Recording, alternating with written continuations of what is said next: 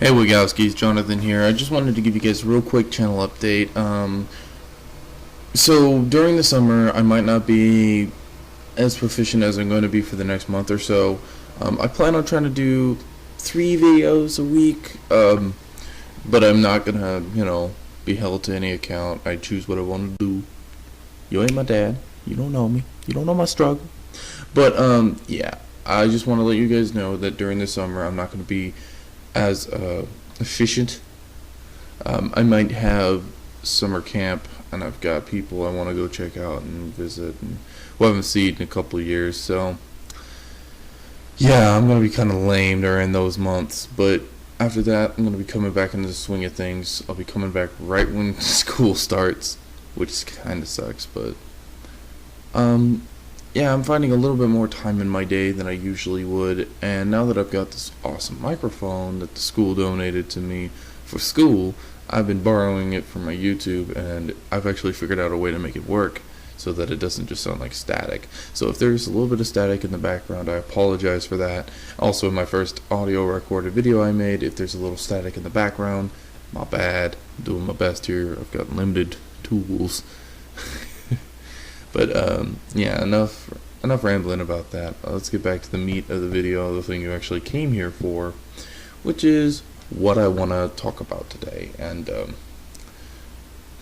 there's a lot of stuff I could talk about. There's a lot of stuff out there in the open, but I wanted to talk about a little game that I feel like deserves a little bit more support, I guess would be a good word, and it's Blood Bowl. Now, if anyone's a big fan of anyone from Polaris, like any of the bigger channels from Polaris, then you may have heard about Blood Bowl. Now, if you didn't, then you probably didn't hear about Blood Bowl. Blood Bowl's this really small game, and it is absolutely fantastic.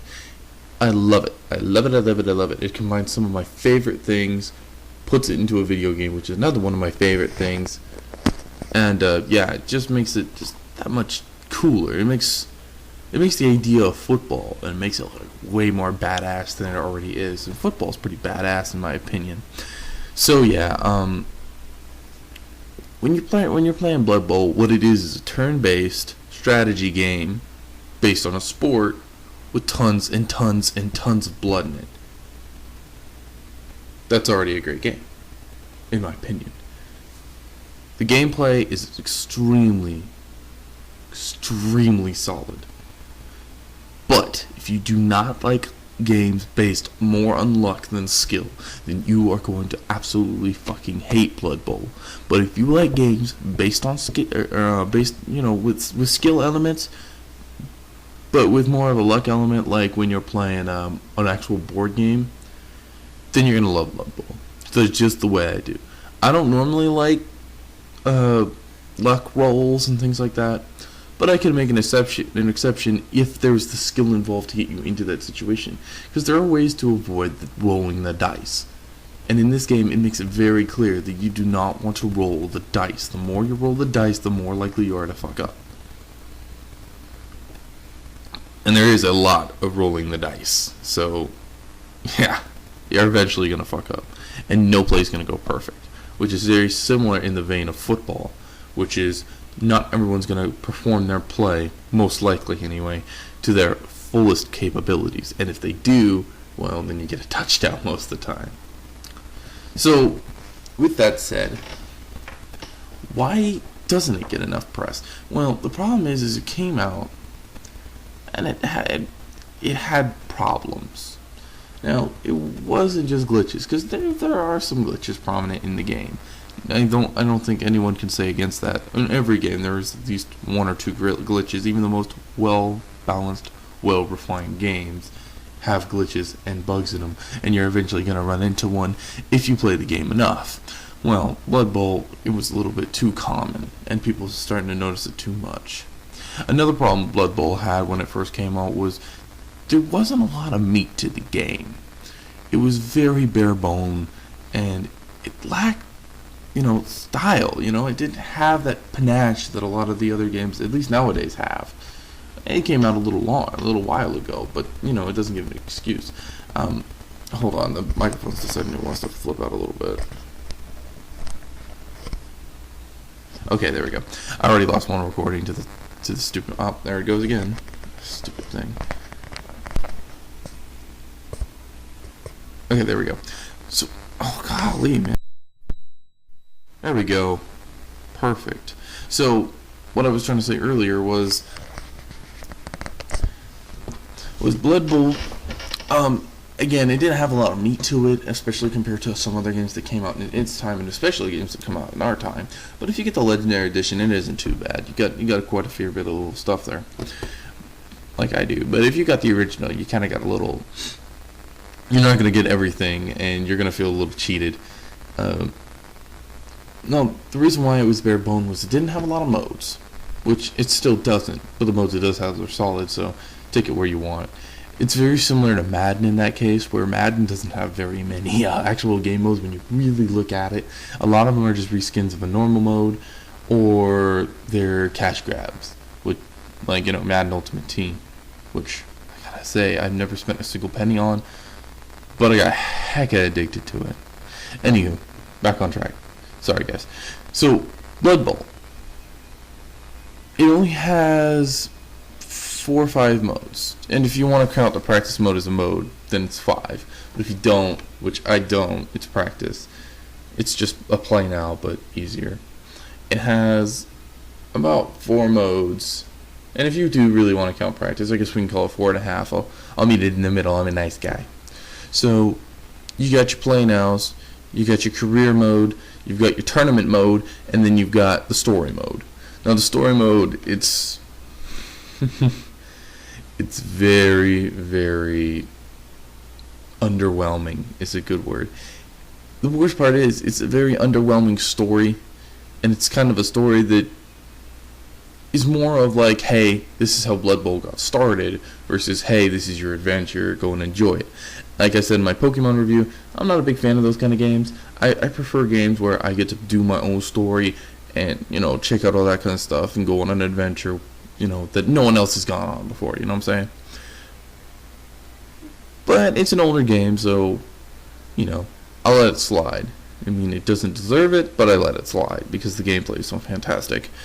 But when you get... the story mode itself is very hard. It's very hard. See, the problem with Blood Bowl is, again, it's based on luck. But when you're given these goals that you have to perform, like, for example, it'll tell you have to kill or knock out this guy. It's hard. Because sometimes that guy, even if he's just a wee little guy, and you're sending your big old tree at him, there's a chance he just dodges out of the way. And then the game ends and they score a touchdown or whatever and you lose.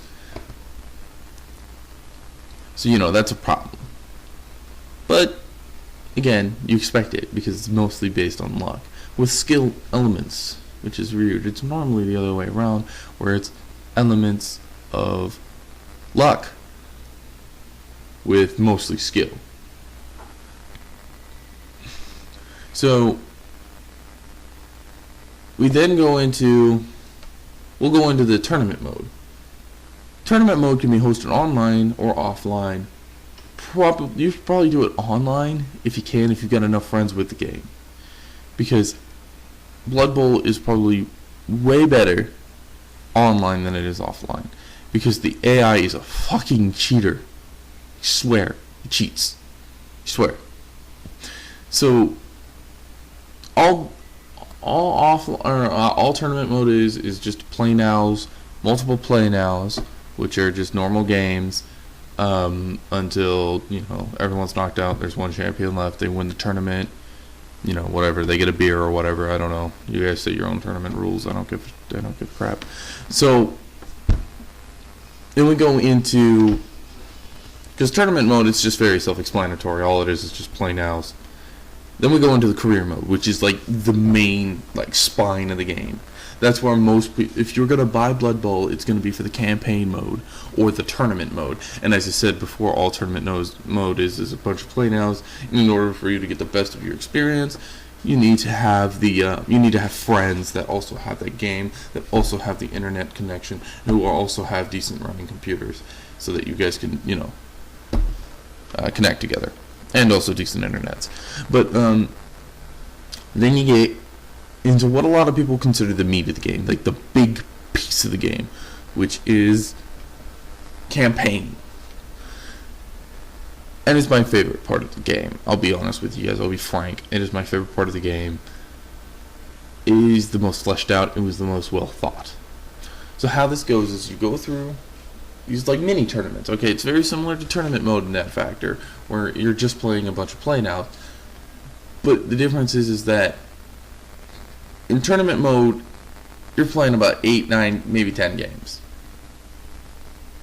In campaign mode, you're playing in almost an infinite amount of games. You're playing tons and tons and tons. And there's a way you could like legit get fired if you're not careful.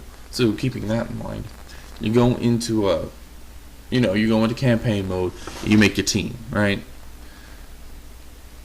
Now, you may think, when you're playing campaign mode, it's a very overwhelming at that point when you first get into it, because there's just so much stuff. There are so many ifs, ands, or buts. Like, this will always knock over a guy, except for, there's never an always. There's never like a secure thing. So it's a little overwhelming at first. So when you first go into your game, if you're experienced, it's actually really well thought out. But if you're new, this just seems like a bunch of garbage. Like, what the hell? What's the point of me having this ability? There's an ability that completely counters it. Well, it's like in Pokemon, you got the rock, paper, scissors with all the different types.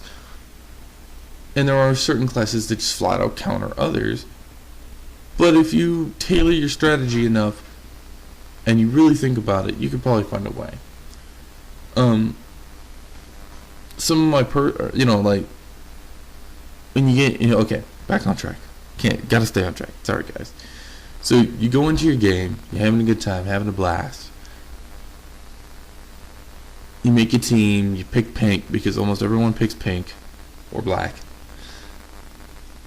You name all your dudes, because, that's what I do. I like naming my dudes. And then you go and play your first game. You're more than likely going to win your first game. I think the AI makes sure that you at least win your first game. Or at least it makes it very hard for you to lose. But then, from then, everything's just bone-crushingly hard. It will break you. But that's fun. Because all of a sudden, when you do get that victory, when you beat those fucking vampires, I swear vampires, literally worse than Hitler. When you finally beat those vampires or those thralls or whatever you're struggling against, you feel like a fucking man. You know what I'm saying? So, yeah, I'm running out of recording time, so I'm going to have to cut this a little short. I might make a part 2 where I explain where the origins of this game come from. We'll see. Depends on what kind of mood I'm in and, just general things. So, yeah, real quick, I wanted to finish this up since I started with a channel update. We're going to look at channel goals real quick. I would like to get to 10 subscribers. I know that's a lot for the beginning. I know that's nothing compared to 32 million or however many fucking PewDiePie has right now. But honestly, I'm a little bit more humble than that. He's a much greater YouTuber than I will ever be. But I also, I'm doing my own thing. PewDiePie's there. I'm here. He's in Sweden. I'm in America. So, thank you guys for listening. Again, my microphone today was way worse than it was yesterday. So, especially thank you for dealing with this.